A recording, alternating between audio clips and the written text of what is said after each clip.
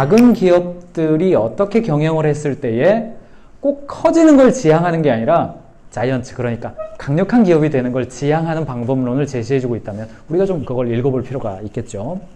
클리프 바라고 있습니다. 클리프 바 앤 뭐 컴퍼니, 회사 이름은 그래요. 미국 사람들이 좋아하는 에너지 바입니다. 미국 사람들은 이제 점심은 이렇게 밥 안 먹고 에너지 바 몇 개 먹고 끝나잖아요. 역시 여기도 이제 투자 제한이 들어와요. 투자 제한이 들어왔을 때에 그 선택의 기준이 됐을 때 투자를 받고 안 받고를 뭘로 할 거냐, 이 이야기를 이제 보호가 하고 싶은 거죠. 거절했어요. 거절한 이유가 이제 이런 이유이고, 이후에 거절한 이후에 10년 동안 21%의 성장률을 가져오는데, 이 회사 이야기를 그 티타임즈라고 있습니다. 거기서 주목을 해서 알려줬더라고요. 티타임즈의 화면을 제가 몇 개 가져왔습니다. 출처를 밝힙니다. 그러니까 이제 1,300억 원이면 굉장히 이제 큰 돈이죠. 굉장히 큰 돈이고 회사가 커질 수 있는 기회예요. 우리나라도 정부가 그 중소기업 투자 활성화나 M&A 시장의 활성화를 작년부터 시작을 했어요. 그렇기 때문에 제 주변에도 투자를 받거나 뭐 투자를 하거나 이런 기업들 꽤 많이 있습니다. 근데 이제 저한테 물어보면 이게 얼마에 해야 돼요? 뭐 몇 배수로 해야 돼요? 뭐 100억 준다는데 몇 프로 줘야 돼요? 뭐 이런 이야기 있어요. 그런 것이 이제 주변에 많이 일어나게 되죠. 여러분들도 회사가 좀만 잘 돼 보세요. 한 2년 정도만 잘 돼 보세요. 수익률 한 10에서 20% 사이로 2년 이상만 잘 되고 사회에 알려줘 보세요. 그럼 반드시 투자 기회가 옵니다. 근데 안 받았죠. 에릭슨이 안 받았어요. 그러면서 동시에 오히려 우리는 천연 유기농을 하기 때문에 1%를 환경에 기부하겠다, 이런 선언을 합니다. 언론에서 받아 적어주죠.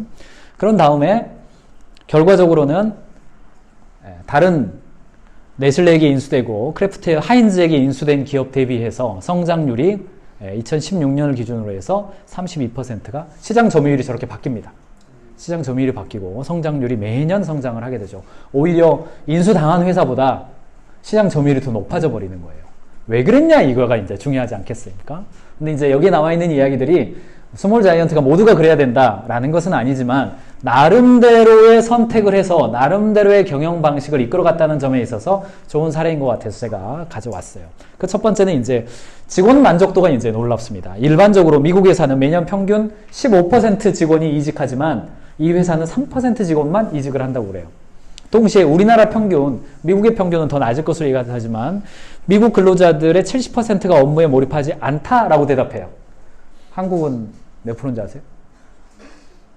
83%가 몰입하고 있지 않다, 이렇게 대답합니다. 잡코리아 조사고 한 4년 정도 지난 거기 때문에 제 느낌상으로는 더 내려갈지 않았을까요? 제 느낌상은 그래요. 근데 미국은 어쨌든 70%가 몰입하지 않는 거죠. 그러니까 30%만 몰입하는 과정인데, 이 회사는 90% 직원들이, 이 회사는 회사와 나를 동일시한대요. 첫 번째, 이 회사가 갔던 길을 제가 소개하고 싶은데, 첫 번째, 재료에 더 투자하는 겁니다. 투자를 받지 않은 대신에 시장을 확산하지 않고 제품을 만드는 재료에 더 원칙을 지켜주는 거죠. 회사의 철학에 맞는, 유기농이기 때문에 천연 제품을 더 개발하고 더 좋은 제품을 집어넣는 거예요. 본질에 더 집중해버리는 거죠. 이런 이야기 할 때마다 경영자분들이 이제 부담스러운데, 사무실에다가 직원들의 건강을 위한 투자를 하는 거죠. 이거는 환경이 달라요. 이렇다고 해서 저는 이제 한국 사람들이 이제 안마의자기부터 이제 갖다 놓는데 아까도 말씀드렸지만 이 사람들은 계속 육식을 하고 운동이 없기 때문에 점심시간에 나가서 운동을 해요. 이 사람들은 1시간, 2시간, 통상 한 1시간 반 정도가 점심시간으로 쓰는데, 그것도 유연근무이기 때문에 각자 달라요. 그러니까 사내에다가 이런 운동기를 갖다 놓는 것이 그들의 라이프 스타일에 맞아요. 근데 이제 요 라이프 스타일을 모르고, 이게 뭐 클리프가 런닝머신 갖다 놓고 했다더라. 우리는 그러면 조사해봐. 그러면 발 마사지기랑 조사하면 항상 발 마사지와 안마기가 오잖아요. 그럼 갖다 놓으면 하겠어요? 한국은 아니에요. 한국은 집에 가죠. 그때 집에 가죠. 그렇기 때문에 그거 아닌 거예요. 그러나 원리를 보시라는 이야기입니다. 뭐에 집중했는지, 그 투자 받는 것을 하지 않고 뭐에 집중했는지. 회사 지분의 20%는 스톡 옵션으로 나눠주고, 7년 근속한 직원들에게는 6주간 유급 안식년 제공해주고, 1년 동안에 못해도 20시간 봉사활동 하도록 하는 것을 원칙으로 세워요. 이게 뭐 쉬는 때 하는 게 아니라 업무 시간으로 쳐주는 20시간입니다. 어디 가서 봉사활동하면 근무 시간으로 쳐줘요. 퇴직한 이후에는 비영리 단체에 출근해서 인턴 교육 받도록 해주고, 회사 직원과 연계해서 봉사활동 하도록 시니어 프로그램 돌려주고, 퇴직자들을 대상으로. 출근할 때도 환경보호가, 여기는 유기농이라고 그랬잖아요. 환경보호 원칙이니까 자전거 타고 출근하는 사람들은 인센티브 지급해줘요. 교통비 지원해줘요. 마지막으로 이 창업자가 이제 발작 증세 이야기는 이제 불안했다 이런 의미고요. 지난 24년간 얼마나 많은 인수 제안을 받았냐고 CFO가 아예 내게 말해주지도 않기 때문에 잘 모르겠다. 아예 내가 관심이 없기 때문이다. 기업이 공개되는 순간 직원의 행복과 제품의 품질에 대해서 고민하는 대신 월가, 주식시장과 변덕에 눈치 보는데 내 시간을 쏟아부어야 하는데 나는 그렇게 살기가 싫었다. 이게 이제 RX 이 대표가 이제 신문에 인터뷰한 그런 이야기입니다. 이거는 이제 우리나라의 환경하고 조금 차이가 있을 수 있습니다만 스몰 자이언츠가 된다고 하는 것과 기업이 규모를 추구해서 커지는 걸 지향한다는 것 간에 그 작은 차이가 10년 정도 흘렀을 때의 기업의 문화와 직원들의 행복도, 그 다음에 경영자의 삶의 행복. 만약에 이제 이게 게리 엑슬의 경우, 만약에 투자를 받았으면 개인은 돈을 아주 많이 벌었겠죠. 아주 많이 벌었을 겁니다. 근데 이렇게 대답한 게리 엑슬의 인터뷰를 근거로 작년 9월 달이니까요. 뭐 먼 과거도 아니죠. 근거로 추정해 볼 때 이 사람이 행복하잖아요. 그렇죠. 그렇게 살기 싫구나. 이렇게 사는 거 만족한다. 이렇게 이야기하는 거잖아요. 왜 행복하냐면 직원들이 행복하니까. 그래, 행복한 거죠. 그러니까 경영자가 어디에 관심을 가지고 무엇에 집중해야 되는지에 대한 이야기를 알 수가 있죠. 결과적으로 성장은 목표가 아니라 결과다. 이유는 목적이 아니라 결과다. 피터 드러커의 이야기인 거죠. 보호는 기업이 성장하는 것은 그 자체가 목적이 아니라 결과를 얻어지는 것이다. 목적은 우리가 하고자 하는 그 본질에 집중하는 것이다. 이런 관점을 이야기해 주는 것이죠. 너무너무나 공감이 돼요. 너무너무나 공감이 되는데 또 너무너무나 어려워요.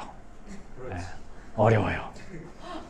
어렵지만 정확한 관점이다. 저는 그렇게 동의를 되어집니다. 회사는 경영자 중심에서 비전 중심으로 변화해야 합니다. 우리의 목표는 경영진이 없더라도 회사의 비전이 확고하게 유지되는 것입니다. 이게 이제 교육의 기본적인 근간이 되어지는 거죠.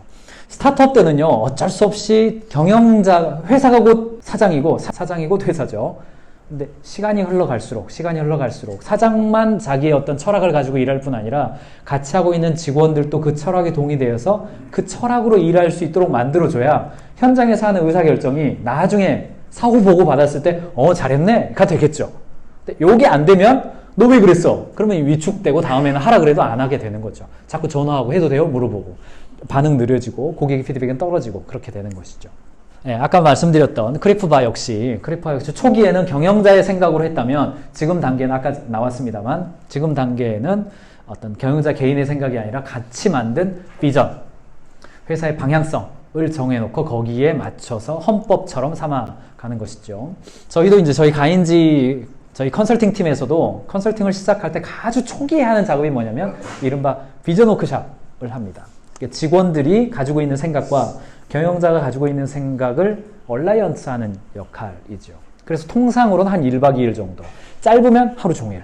그래서 직원들이 계속해서 자기의 생각도 얘기하고 경영자의 생각도 들어보고 그러면 어떡할까 토의하고 집단 지성을 통해서 막 뭐 그림도 그리고 아이디어도 내고 게임도 하면서 그걸 방향을 맞춰가는 거죠. 그럼 1박 2일 정도 하면 버전 1이 나와요. 그럼 그거 가지고 열심히 달리다 보면 좀 안 맞네? 이게 생겨요. 그 과정 자체가 어떤 가치에 몰입하는 과정이죠. 그러면 1.5, 2.0, 버전 한 3.0 정도가 나오면 크게 안 바뀌더라고요. 크게 안 바뀌어요. 한 3.0 정도. 기간은 제가 볼 때 미니멈 6개월이고요. 길면 1년 반 정도 되는 것 같아요. 그런 정도가 가야 아하 우린 이렇구나 라고 컨센서스가 형성되면 굳이 경영자가 이건 이렇게 하고 저건 저렇게 막 하지 않아도 현장에서 아하 우린 이런 거야 라는 게 알려지는 거죠. 또 누가 물어보면 우린 이런 거예요 이렇게 이야기하게 되는 것이죠. 마지막으로 비즈니스에서 유일하게 변하지 않고 계속되는 속성은 오로지 변화 그 자체뿐이다. 그러니까 지금 말씀드린 보가 이야기한 것조차도 그대로 고정불변으로 생각하지 말아라. 모든 것이 변화하고 있다.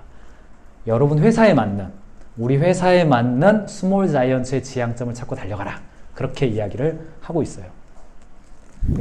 여기서 이야기하고 있는 스몰 자이언츠라는 컨셉과 우리 모임에서 이야기하고 있는 카테고리 챔피언이라는 컨셉이 너무나도 같은 개념이다. 이렇게 저는 생각이 되어집니다.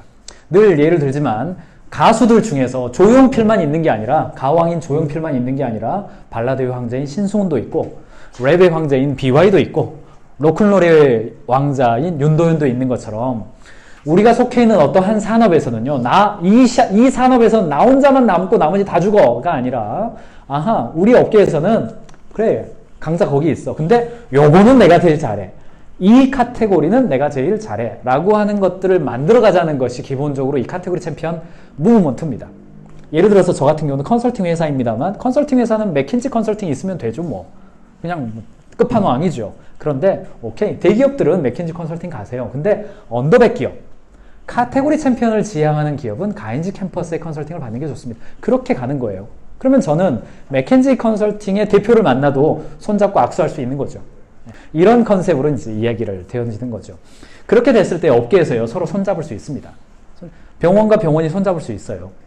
경쟁자가 아니라. 김치회사와 다른 김치회사가 손잡을 수 있습니다. 경쟁이 아니라요. 어느 한 카테고리를 나눠주기 때문에 그렇죠. 그런 어떤 비즈니스 협력이 일어났으면 좋겠고요. 그런 관점에서 지금은 내년도 경영계획 수립하는 시즌이기 때문에 스몰 자이언트들이 어떻게 경영계획을 수립하는 게 좋을까라고 하는 것이 지금 이 11월 달에 제가 여러분에게 답을 드려야 되는 것이고, 기본적으로 저희가 작은 기업들이 경영계획을 잘 수립할 수 있도록 만든 모델을 이 W 모델로 만들었습니다. 그리고 이 방식대로 작성을 하시다 보면 자연스럽게 스몰 자이언트의 방향성으로 가게 돼 있습니다. 그래서 화면만 그냥 보여드릴게요. 5단계인데 첫 번째는 전략 검토예요. 전략 검토입니다. 그래서 고객의 생소리, 광산 발견, 조직의 피드백. 이렇게 올해를 돌아보시라는 겁니다. 우리가 어떻게 달려왔는지, 우리 시장은 어떻게 달려왔는지, 지난 1년을 돌아보시라는 겁니다. 이게 출발입니다. 요거 1단계예요. 두 번째, 과거만 봐서는 안 되죠. 미래의 가능성도 봐야죠. 그래서 가능성의 4가지 영역이 있어요. 그게 고객, 상품, 채널, 프로세스, 이 4가지 영역입니다. 이게 기회 탐색의 4Ways예요. 이 방향성입니다. 그래서 직원들이랑 우리가 새로운 상품 마음껏 해보면 뭐 할까? 새로운 채널에 진출하면 뭐가 있을까? 새로운 고객들 만난다면 누굴 만날까? 프로세스 우리 어떻게 바꿔볼까? 자유롭게 그냥 이야기해보라는 거죠. 왜냐하면 미래의 이야기니까. 그래서 이 2가지, 그러니까 지난 과거로 돌아보는 것, 그리고 미래에 대해서 계획해보는 것, 이 2가지를 보시고 그 다음에 할 게 뭐냐면 한 3년에서 6년 정도의 방향성을 잡아보시라는 겁니다. 3년에서 6년 정도. 이게 중기 계획입니다. 흐름을 좀 잡고 좀 상상의 나래도 펴시고 비전 워크샵 때 한 7년치 계획 잡았다면 경영계획 수립할 때는 한 3년에서 6년 사이로 잡아보시고 매출 계획도 그냥 좀 도전적으로 좀 잡고 그렇게 하시고 이게 기둥이 되고 그 다음 단계가 이제 내년도에 목표 그리고 어떻게 가는지 알 수 있는 계기판 한 5개 정도 잡으시고 그 밑에는 OKR 방식 제가 계속 강조해드리고 있는 3개월 목표만 잡아보시라는 거죠. 이렇게 잡고 경영계획을 잡는 겁니다. 그리고 마지막 단계에서는 이제 실행 캘린더 작성하는 겁니다. 대기업들은요, 그 ERP가 있어요. 그래서 이렇게 아침에 출근하면 뭐 해야 된다 뜨고요. 뭐 해야 된다 이렇게 떠요. 그리고 시스템이 있습니다. 근데 작은 기업들은 ERP 사이 어렵습니다. 얘는 어려워요. 대신 1년째 캘린더를 미리 좀 작성해서 이때는 뭐 하고 이때는 뭐 한다 라는 것을 알고 달려가셔라 라는 겁니다. 제가 보니까 이제 연말에 12월 연말에 내년도 여기 보시면 1월부터 12월까지 있잖아요. 올해 12월 달에 내년도 12월까지에 대해서 한번 이야기를 나눠보는 것만으로도 상당히 예측성이 증가됩니다. 예를 들면 일단 내년 4월에 뭐가 있죠? 대한민국에? 총선이 있어요.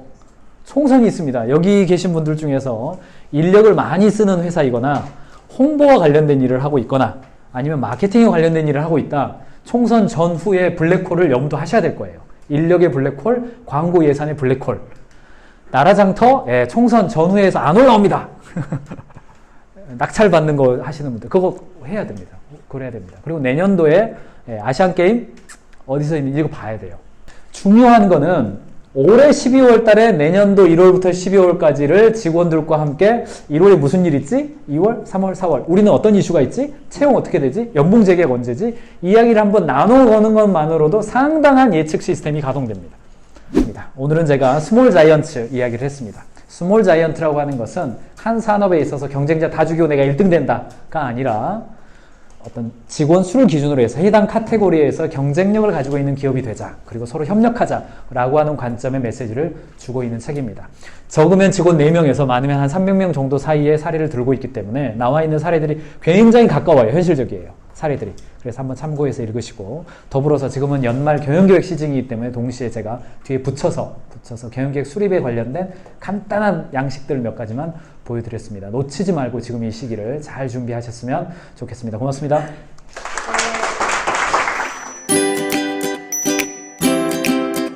그리고 CC클래스 자료방에 들어가면 여러분 강의안도 다운받을 수 있고요. 오늘 제가 숨기기 처리한 PPT 슬라이드들도 여러분들이 회사에서 자료방으로 다운받으셔가지고 직원들이랑 나누시면 될 것 같습니다.